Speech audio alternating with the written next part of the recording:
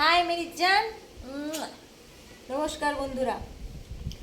আচ্ছা, আপনাদের আজকের টপিকটা তো বুঝতেই পারছেন কি লেখা আছে, বিবাহ অভিযান। জীবনে কখনো না কখনো আপনারা বন্ধু বান্ধব, মাসি পিসি, আত্মীয় পরিজন সকলের বিয়ে কারণ না কারণ নিমন্ত্রণ পত্র তো আসেই, তাই না? আর আপনারাও সেজে গুজে একদম ড্যাং ড্যাং করে পৌঁছে যান খাবারের জন্যে। হয়তো খাবারের জন্যে, হয়তো বা দেখি তো ওর বউটা কেমন হলো, দেখি তো ওর বরটা কেমন হলো। শুনেছি ও নাকি খুব বড় কোম্পানিতে কাজ করে, মাসে 1 লাখ টাকা নাকি মাইনে। চল একটু দেখে আসি থোবড়াখানা। মিনিমাম এই সমস্ত কারণের জন্যই যাই আমরা বিয়ে বাড়িতে খেতে, তাই না? এবারে আসা যাক বিবাহ অভিযান। একটা বিয়ে যখন করার বা দেওয়ার কারোর কোনো ইচ্ছে হয়, বাড়ির লোকের হোক বা যে করে, যে আর কি হাঁড়ি কাটে বলি হয়,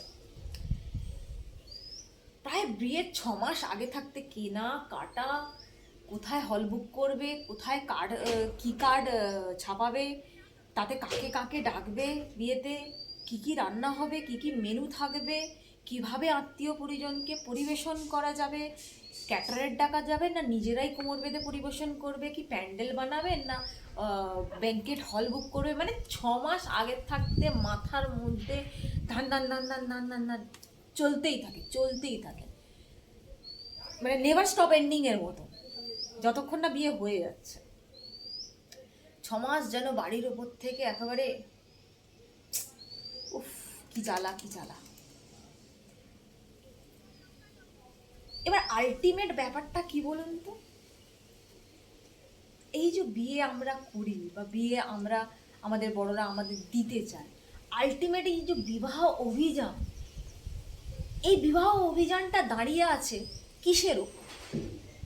একটু বললেন দেখি। আপনারা আপনারা বোঝেন কি এই জিনিসটা, নাকি আপনারাও মানে যেটা মানে চারিদিকে যেটা দেখা যায় বা বোঝা যায় সেটাই বলবেন? ভাই, এই বিবাহ অভিযানটা না দাঁড়িয়ে আছে সেক্সুয়াল অ্যাক্টিভিটিসের উপর। প্রথমে তো এটা জেনে নেন, আমার কথা মানতে হবে না বন্ধুরা।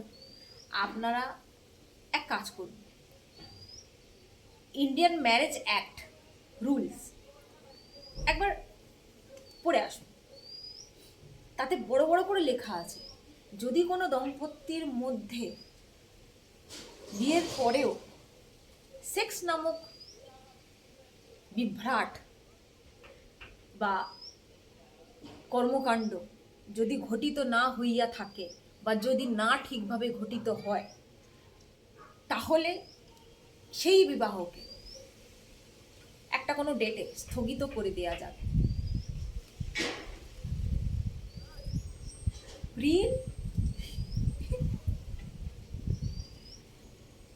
বিয়েটা টিকে থাকে শুধুমাত্র সেক্সের উপর। এটা কি আপনারা জানেন? বাড়ির বাবা মারা, বাড়ির বড়রা, আপনারা কি জানেন না বোঝেন?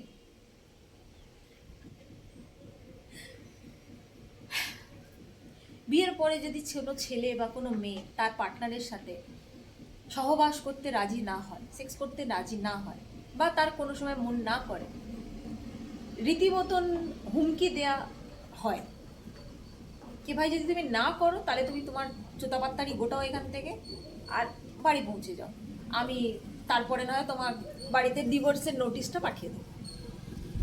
তো যে বাড়ির লোকেরা, যে গার্জিয়ানেরা বা যে এই লাভ বার্ডসরা এইটা ভেবে মানে বিয়ে করে যে না ভাই, আমি তো আপনার পার্টনারকে খুব ভালোবাসি, আমার পার্টনার আমাকে খুব ভালোবাসে, এত ভালোবাসে মানে পুরো জগৎ ইহ জগতের সমস্ত ভালোবাসা আমাকে উজাড় করে দেয়। ভাই বোন, তোমরা একটা জিনিস বিষয়ে এটা সতর্ক হয়ে যাও, এটা টোটালটাই না আই ওয়াশ, সমাজের আই ওয়াশ।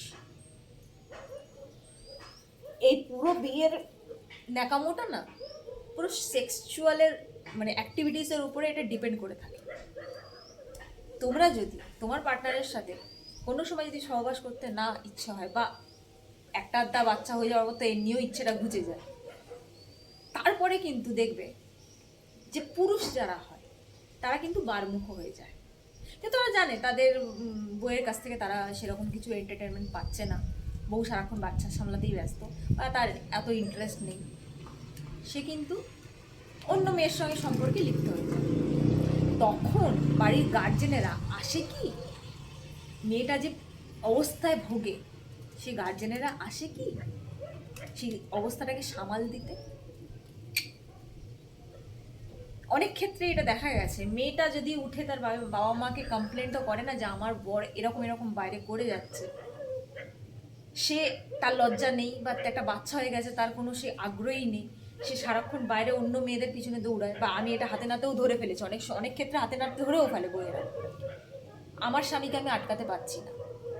তার বাবা মারা একটাই জবাব দেয়, ভাই দেখো আমি তোমাকে খাইয়ে পইয়ে বড় করে দিয়েছি, বিয়েও দিয়ে দিয়েছি অনেক টাকা পয়সা খরচা করে, তোমার সংসার তুমি বুঝে নাও, কী করবে দেখো।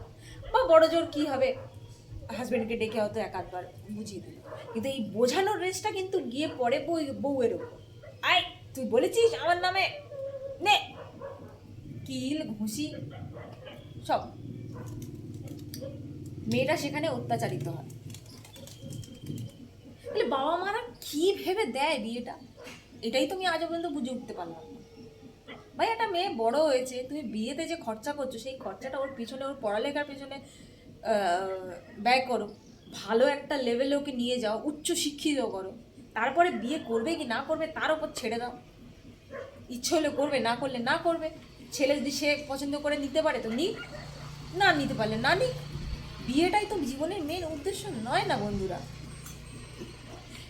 বিবাহ অভিযান নামটা আমি এই জন্যেই রেখেছি, এই বিয়ের সময় কত না জানি আত্মীয়রা আসে কবজি ডুবিয়ে একেবারে খেয়ে দে, কেউ কেউ তো নিন্দে করেও চলে যায় যে খাবারে নুন বেশি ছিল না খাবারে হলুদ বেশি ছিল। এই তো জগৎ, এই তো দুনিয়া। তাহলে এত খরচা বিয়েতে কেন করো ভাই? একটা সিম্পল শার্ট নিয়ে গিয়ে রেজিস্ট্রি ম্যারেজ করিয়ে দাও, যদিও এখন তো করানোরই থাকে। আর আমি তো বলবো যেহেতু বিয়ে একটা সেক্সুয়াল অ্যাক্টিভিটিস, সেহেতু বাবা মাকে এই জিনিসটা থেকে দূরে থাকাই উচিত। কেন বাবা মারা নিজেদের জীবনকালে ভোগ করেনি নাকি? মায়েরা কি জানে না কি হয়, স্বামীরা কীভাবে এসে তাদেরকে অত্যাচার করে, কীভাবে এসে তাকে ইউজ করে, তার ইচ্ছে থাক বা না থাক, মায়েরা কি এটা জানে না? তবুও মা, একটা মেয়ে যদি তার চোখের সামনে থাকে আতুপুতু করে, মা তোমার নিজের সংসার মানেই হচ্ছে তোমার স্বামীর সংসার, মায়েরাই সবচেয়ে বেশি জ্ঞান দেয়। কি হয় জানেন তো, বিয়ে তো করে দিল, মেয়েকে সেরকম পড়াশোনাও করালো না, এটা যেটা বললাম যে বরের মার খেয়ে যেতে হচ্ছে, অথবা আরেকটা কেসও হয়, সেটাও খুব প্রচলিত, যে বরকে গাধা বানিয়ে ওঠ বস, ওঠ বস, এই অ্যাটিটিউডেও মেয়েরা রাখে। ওই গাধার বাবাটি যেটা ভেবে বিয়ে করিয়েছিল, খুঁটেতে বাঁধানোর খুব আগ্রহ থাকে বাবা মায়েদের, ছেলে হোক আর মেয়ে হোক, এই বিবাহ অভিযানটা মানে ছেলে মেয়েদের জীবনে যেন হবেই হবে, আর করাতেই হবে, না হলে যেন পৃথিবী এদিক থেকে ওদিক হয়ে যাবে, সূর্য ওটা বন্ধ হয়ে যাবে, চাঁদ ওটা বন্ধ হয়ে যাবে, এরকম একটা মনোভাব যেন বাবা মায়ের। আর তার পরিণামস্বরূপ মানুষ নিজের জীবনের সুখ শান্তি মানে এগুলো সব কিছু জলাঞ্জলি দিচ্ছে, সব জলাঞ্জলি হয়ে যাচ্ছে অ্যাকচুয়ালি। জলাঞ্জলি দিচ্ছে কি, কিছু বলার নেই আপনাদের। এই তো আমাদের কালচার, আর এই তো আমাদের সব ঘটনা। আমরা এই জন্যেই বড় হই, একটা বাচ্চা ছোটোবেলা থেকে ভালো করে পড়াশোনা কেন করে, ভালো করে পড়াশোনা করে তার বাবা মা এটাই শেখায়, ভাই তুই ভালো করে পড়াশোনা করলে তবে কিন্তু ভালো চাকরি পাবি, ছেলেদেরকে এটা বলে না, ভালো চাকরি পেলে ভালো জায়গায় বিয়ে হবে, আর ভালো বিয়ে হলে বুঝে না সেক্সটাও ভালো মতন পাবে। একটা বাচ্চার মাথায় তো ছোটো থেকে এটাই ঢুকিয়ে দেওয়া হয়, একটা বাচ্চা বড় হলে সে কী ভাববে, তার ধ্যান জ্ঞান স্বপ্ন জীবন সব কিছু বিয়েই হয়ে যায়। আচ্ছা বন্ধুরা, আপনারা দেখেছেন কি 30টা বছর কি 35টা বছর যখন বয়স হয় ছেলের বা মেয়ের, মেয়েগুলোকে তো দেখে মনে হবে 35 বছরের বা 30 বছরের নয়, সে 30 বছরের মনে হবে 50 বছরের হয়ে গেছে, কারণ অলরেডি 2টো বাচ্চা হয়ে গেছে।